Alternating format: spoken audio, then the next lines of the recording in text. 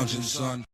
Welcome back to the Comic Lounge. My name is Ryan, and today I am going to be going through the Mike Mignola's Hellboy Artisan Edition. So this is a little bit smaller than the Artist Edition that IDW puts out. That one's been out of print for a while, so it's definitely more cost affordable. Also kind of nice in the sense that like it's easier to hold in your hand as opposed to looking at one of those really super large books which you have to sit down at a table to look at. It's not like you can look at it. You can't carry it around with you everywhere. But that's what I love about the Artisan editions is that, you know, whether it's just for the fact that like it's been out of print, you can't get the regular size artist editions, or if this is what you prefer, sits on the shelf a little bit easier, and like I said, it's much easier to carry around. Either way, you still get to see the art reproduced from the scans of the actual pages. You're not looking at it at the actual size it was produced at, but you're still getting to see exactly how it looked before it went to print. Huge Hellboy fan, really stoked to go through this. Also, just such a great reproduction. I love the French flaps we got here. And, you know, Mike Mignola is definitely known for a lot of shadows. So, like, this is definitely one that, like, you can see all the markers and stuff like that where he inks. Just phenomenal, dude. And, you know, this is, you know, Scott Dunbier is the mind behind these artist editions, and I just love, there's just so many good ones out there and more to come, I'm sure. I mean, I know that there's going to be some DC ones. We're going to have a Batman Year One. We're going to have more Jim Lee stuff. A lot of cool stuff in the future, but this is probably, you know, Mike Mignola is on my Mount Rushmore of comic book creators, so this is very awesome to be able to, like, see this stuff. You got Hellboy and Hell 1 through 5. And then there is also some other stuff in the back as well that has been reproduced. But, you know, Hellboy is easily one of my favorite characters in comics. One of the best designs. I think Mignola has a style unto himself. Nobody can really replicate it. I mean, you can try, but it's definitely, you know, it's something you can look at too without, you don't need the dialogue. And that's the case for this. You know, there is going to be like the sound effects and stuff like that, but this is all just straight art, no text. And I really love it because it reads differently. You know, like Hellboy has landed in hell. It was a really great story for Hellboy fans, but also kind of sad because, like, you know, he's dead now. And for the most part, I mean, he does get brought back to Hell on Earth, the BPRD stuff. But, you know, for the most part, he was off the table for a little bit just in this miniseries, and then, you know, most of the stuff we're getting now is stuff set in the past. So I remember, you know, I was picking this up as it was coming out too, so it's just one of my favorite Hellboy stories. So different than everything we've got before because he's strictly in hell, you know, like the title says, there's no other human beings besides him. And I just love this, dude, like using the black in such a magnificent way. Like, look at this. I love his creature designs too. Like, the scope of it is Hellboy's like standing there above it. And, you know, like, the book is obviously, it's colored, you know, the real one, but I would love to have seen this in just straight black and white and with the text. Again, like, it reads differently without the text in here, but what would it have looked like on the printed page, you know, with the text and reading it that way? Maybe with like an ink wash or something like that. But this is just phenomenal. I love his like version of like a Kirby Crackle almost. This is really good stuff. And as we get towards like after we have these issues of Hellboy and Hell, which there was more than 5 issues, but it's just the 5 issues reproduced here. And I love these, like these little tarot cards at the back. The note coming next issue page, center on full bleed black. Phenomenal. These chapter break pages too I love the design of it. Yeah, in the back. So in the back, we're gonna see some other Hellboy pages that will have text on them, which is kind of cool. Like some of the older stuff that well precedes this stuff. But yeah, I mean, just like looking at this with getting to see like the different inks and like you can see like the textures right there. It's interesting to see the way he works. Not like a regular ink line because like he doesn't. You can't really, I mean, you can't see the pencil line, so I wonder, like, is he drawing straight? Like, from blue line to inking. So great. I love this. The trees. He just creates such a great atmosphere that you don't really find that in other, and at least I don't find it in other comics as much. So this is interesting. See, one of 3 pages in this book not scanned from original art. So this is what it would have looked like if it was just produced as a black and white comic, which I would love to see, like a noir edition of a Hellboy story. I think that would be really cool, especially, for an anniversary special, like maybe reproduce an old story in just black and white. But all of his stories, like they looked so lived in, like everything has like, age marks, like the little details he'll put, like just like on Hellboy's face or on the markings of the stones. Like I think I've mentioned it before that these almost look like they could have been like hieroglyphic, on drawings on like a cave wall. Like they have that like that old feel to them. Rasputin, we get the birth of Hellboy here as he's falling through hell. And I love how as he's traveling through hell, he's constantly fighting, demons and other creatures. And this comes, after he sacrificed himself. I love that, dude. I love how small Hellboy will look up against some of these creatures. And then this, just light shining through on this creature, like underwater. And his storytelling too, like the images that he'll choose to show, like just the sword here, or just the clang of the sword hitting the ground. And I love this. Like, this could have all been done digitally. I think this is important to note. Like, especially, like, the blacks. Like, he could just do that all digitally. And he's, like, inking all that. He literally just colored in an entire panel completely in black. Love this. This is one of my favorite covers, too. He always has, like, some of the best covers. That's why, like, when he does a variant cover on other titles, like, I'm always drawn to them. Sometimes I'll pick up a book I'm not even reading just for the Mignola art. Because you don't often get to see... I mean, yes, he does covers, but it's not a regular occurrence where you get to see his art on other characters. Like there's a Masters in the Universe one. I know he's done Usagi Ojimbo. Like anytime you get to see that, it's just awesome. I love this too. All the little details with the books on the ground. Again, I love his spin on like a Kirby Crackle, dude. It's so different, I mean, I could definitely pour over this for hours, but obviously, like I'll let obviously you have to have the book in front of your face to truly experience an artist edition. This is just me kind of flipping through, showing off some pages for everybody. I definitely think this is one of the better artist editions. Well, I mean, maybe I'm more partial to it because I love Hellboy, but a lot of the artist editions too, you'll see the text on there, right? Like, especially if it's an older comic, the text would be pasted up onto like hand lettering. But this is not the case for this. And I think it really lends itself... Hellboy and Mike Mignola's art really lends itself to not having the text, because then you can just like pour over the art. I love, like, you have this stark black and then you have just the white background here.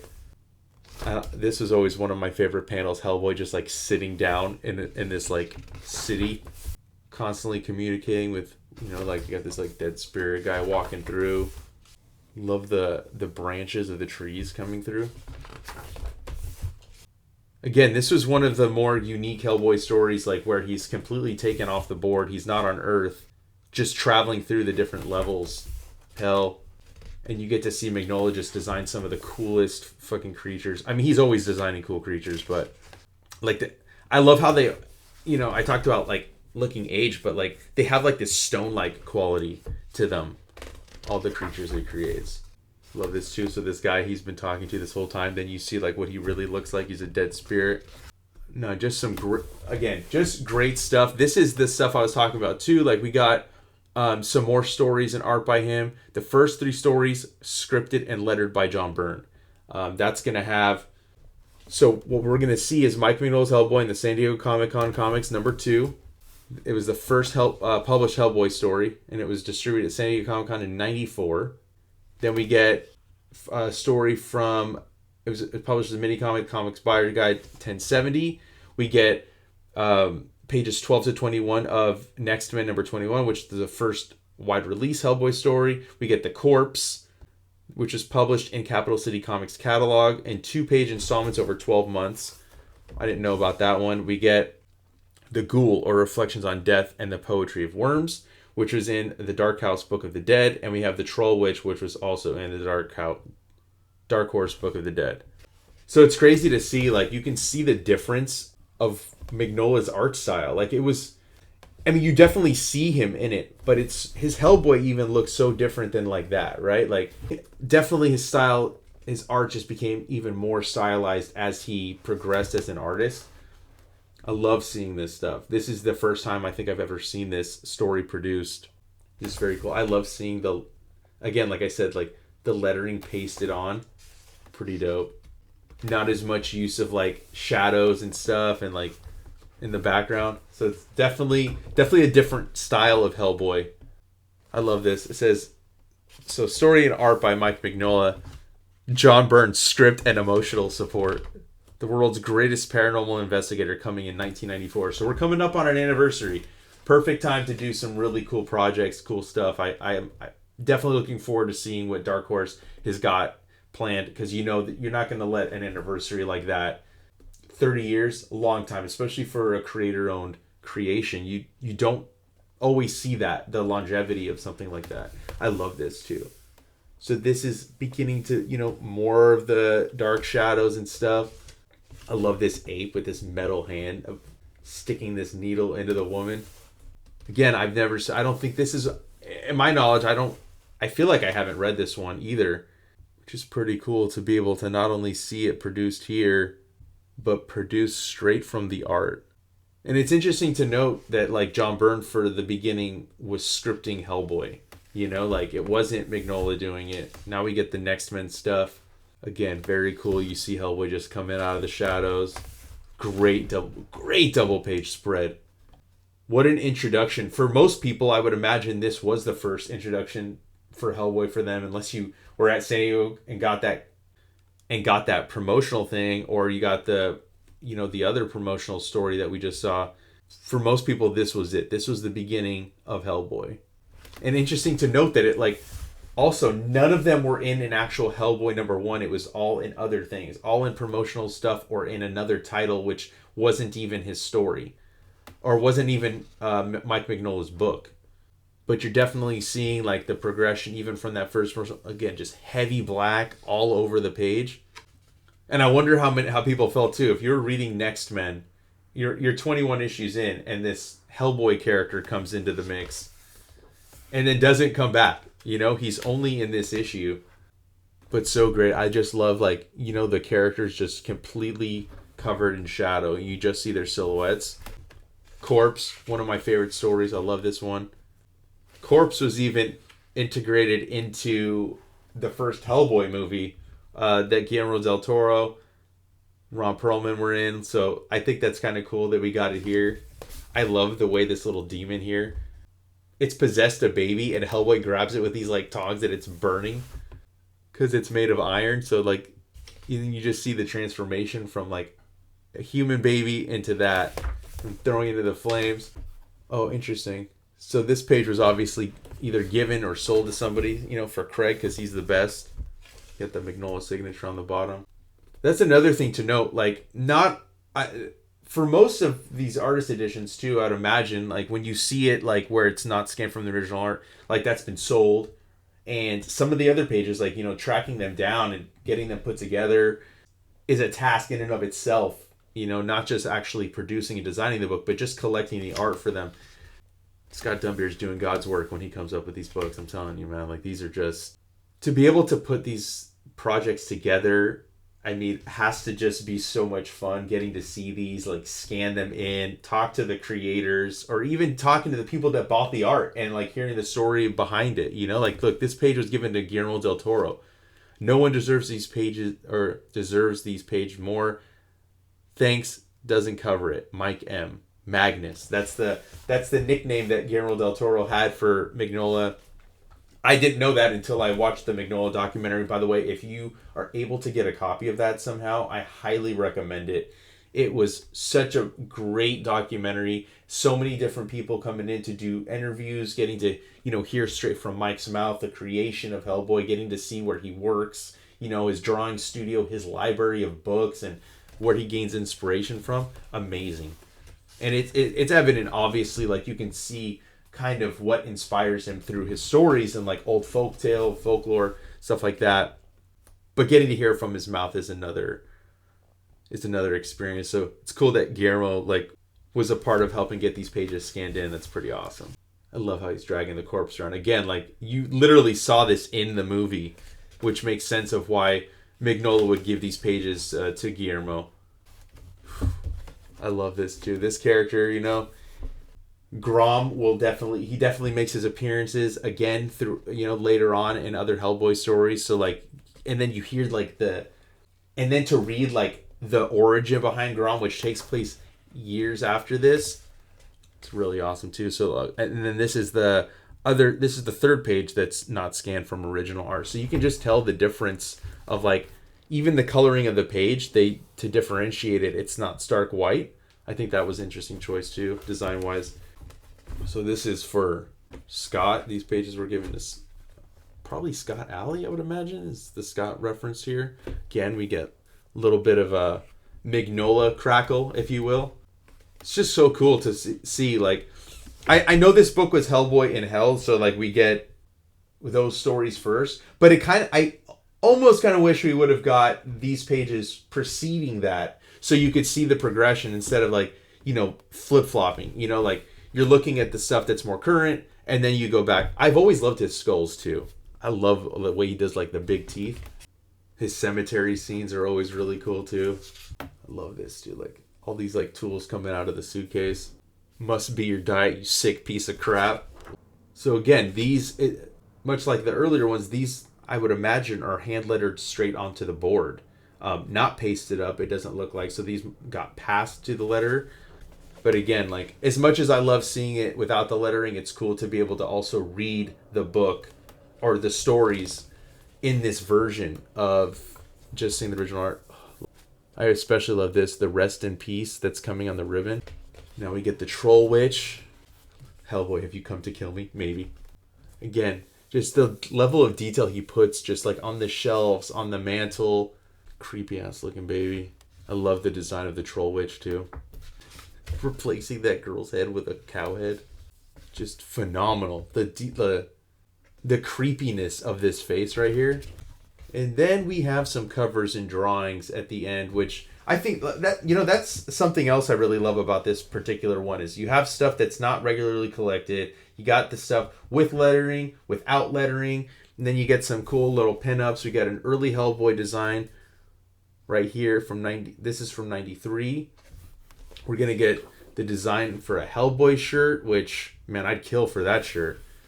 And then we got Hellboy ad right here, kind of giving a little bit of a breakdown, like he's, you know, where he came from. Look how cute, you know, look how cute I was. The past, him joining BPRD. We got Ape Sapien. And then don't forget Hellboy's the backup feature in the first Monkey Man and O'Brien miniseries. That's by Art Adams. We get an unpublished Hellboy promo piece. Interesting that it's on a Marvel Comics artboard. Another promo piece right here. Really dope. Obviously, we have the cover to Seed of Destruction 1 and 2, which was the official first actual Hellboy title. Such an iconic cover, such an iconic pose by him. You get a little backup feature of Monkey Man and O'Brien right there, and right there too. So I wonder if that was drawn directly on the board, or if, I mean, I guess, yeah, or maybe it was pasted up. It's kind of hard to tell. It doesn't look like it was glued on, but very cool. Get a little biography on the man himself. Love this self-portrait of him. Super dope. But yeah, this is easily one of my favorite artists edition, Artisan, what have you. Definitely worth every single penny. Like I said, I could have spent a long time going over this. I'm not an artist. I'm sure an artist is going to have a different like view on this. But for me as a Hellboy fan, as a fan of these artist editions, getting to see this art reproduced, whether it's its original size or just from the scans of the original art, is always fun to look at. Highly recommend it. Go check out some of the other artisan editions out there. I got some videos going through a few of the artist editions. I plan on going through a lot more. So check those out too. I'll, be linked at the end of this video. Make sure you like, follow, subscribe, hit the bell icon so you're notified every time a new vid goes up. And on that note, I'm out.